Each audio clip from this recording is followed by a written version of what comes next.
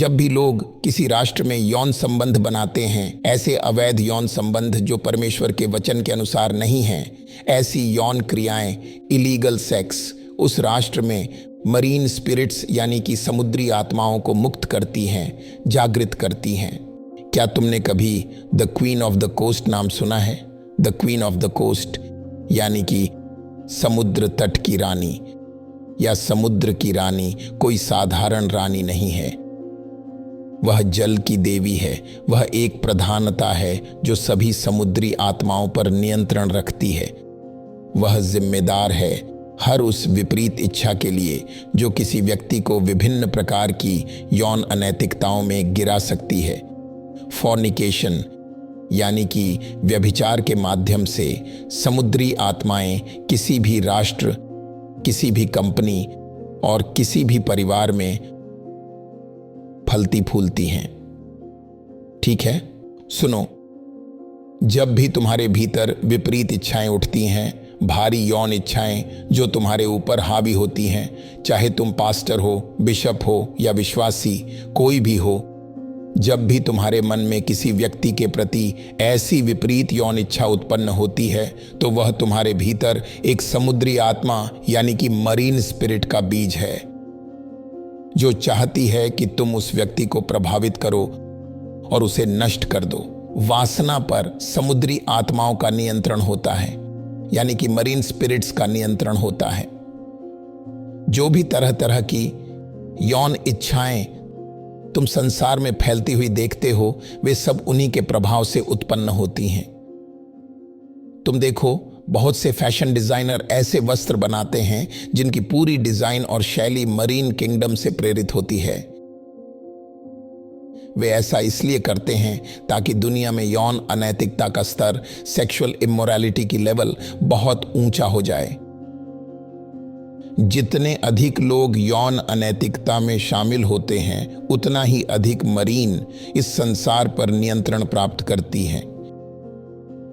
हर एक अनैतिक कार्य मरीन के प्रभाव को और अधिकार को राष्ट्रों पर बढ़ा देता है। मुझे नहीं पता कि कल रात केप टाउन अफ्रीका में कितने लोगों ने विवाह के बाहर यौन संबंध बनाए।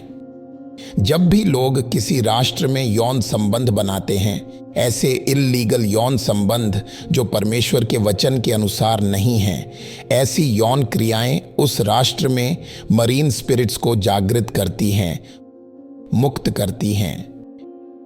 क्या तुम मेरे साथ हो? हाँ, बिल्कुल ऐसा ही है। मरीन स्पिरिट्स यानी कि समुद्री आत्माएं रहस्यमयी होती हैं, अत्यंत रहस्यमयी होती हैं, और वे शैतान के राज्य की सबसे शक्तिशाली आत्माएं मानी जाती हैं। लेट मी से दिस, शैतान के राज्य में जो सबसे शक्तिशाली दुष्ट आत्माएं हैं, वे समुद्री आत्माएं हैं। कौन? Marine spirits. मेरी बात याद रखना।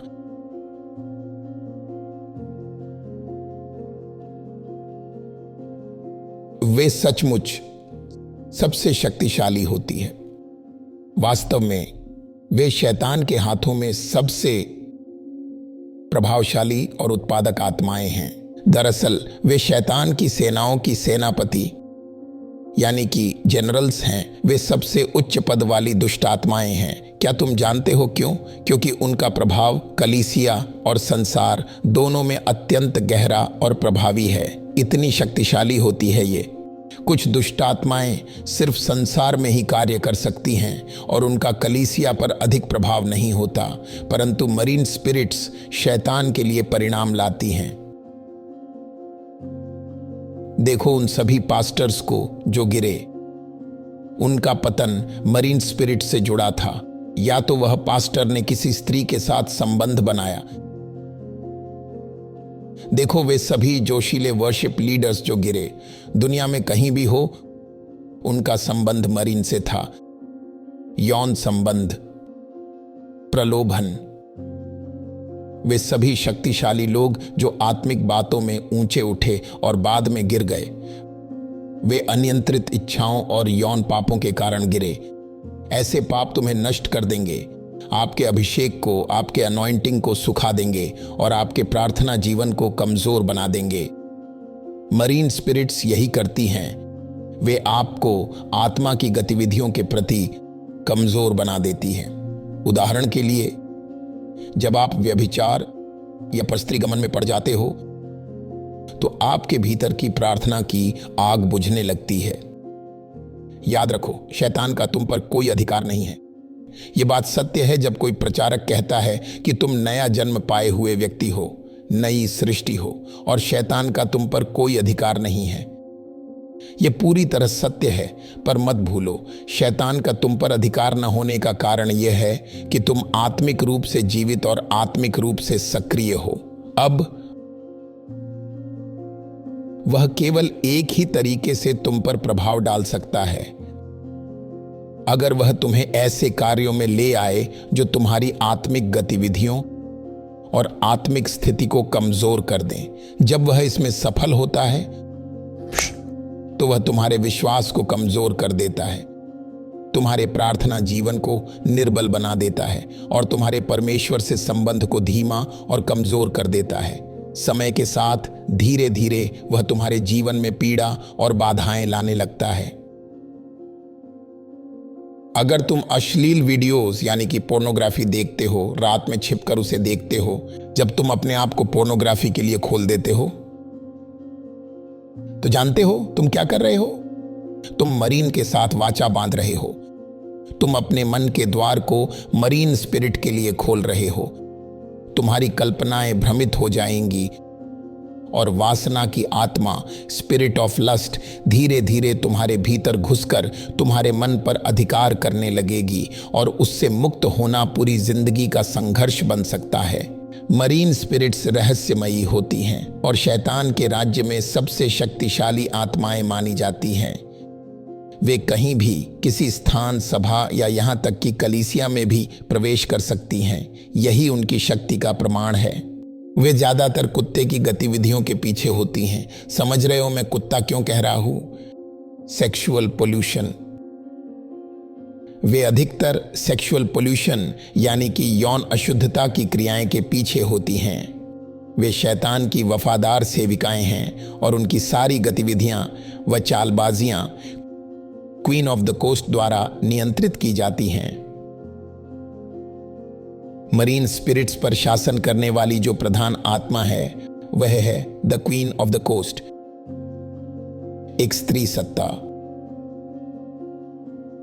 अंधकार की राजकुमारी। उसके पास धन है, उसके पास फेम है और वह यौन इच्छा और सुख से लोगों को बांधती है। धन, फेम और काम वासना, यही तीन चीजें उसके राज्य के मुख्य साधन हैं। वह सेक्स, फेम और धन से शासन करती है। वह तुम्हारे प्राण के बदले तुम्हें धन की पेशकश करेगी। वह तुम्हारे प्राण के बदले फेम की पेशकश करेगी। वह तुम्हारे प्राण के बदले सेक्स और सुख की पेशकश करेगी। वह इल्यूमिनाटी के पीछे है। तुम उस कल्ट को जानते हो? वही है। वह युवतियों और युवकों दोनों को शामिल कर रही है।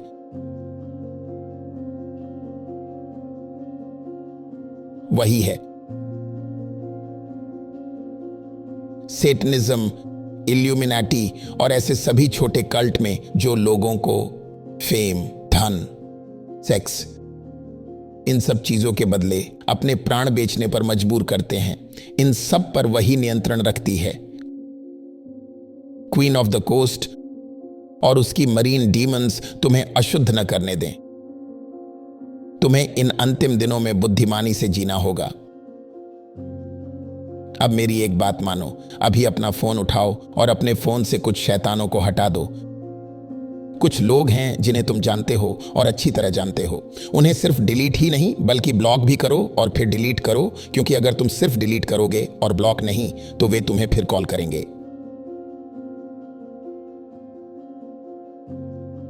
अब सुनो, पहला डिलीवरेंस दुष्ट आत्मा को निकाल देना नहीं है, क्योंकि मैं उसे अभी निकाल भी दूं तो जैसे ही तुम बाहर जाओगे शैतान उसी औरत या आदमी में कूद जाएगा जो तुम्हें चर्च से बाहर निकलते ही कॉल करेगा। कुछ रिश्ते ऐसे हैं जिन्हें तुम्हें अभी खत्म करना होगा। नाउ, अगर तुम सच में स्वतंत्र होना चाहते हो तो तुम्हें प्रैक्टिकल बनना होगा। मैं अपनी अभिषेक को ऐसे ही गंवाना नहीं चाहता। अपने कॉन्टैक्ट्स में जाओ, इन दुष्ट लोगों को ब्लॉक करो और उनके कॉन्टैक्ट्स डिलीट कर दो। Can I tell you something? एक समय आएगा, आना ही होगा, जब तुम्हें अपने आप को शुद्ध करना पड़ेगा। हाँ, अपने आप को शुद्ध करो। किसी को कहो साफ सफाई करो। ये तुम्हारे ही हाथ में है, तुम्हारे अधिकार में है अपने आप को शुद्ध करना। दरवाजे बंद करो, बस दरवाजे बंद करो। मुझे परवाह नहीं कि वे क्या महसूस करते हैं, क्या सोचते हैं या कितने गुस्से में हैं। दरवाजा बंद करो, दरवाजा बंद करो।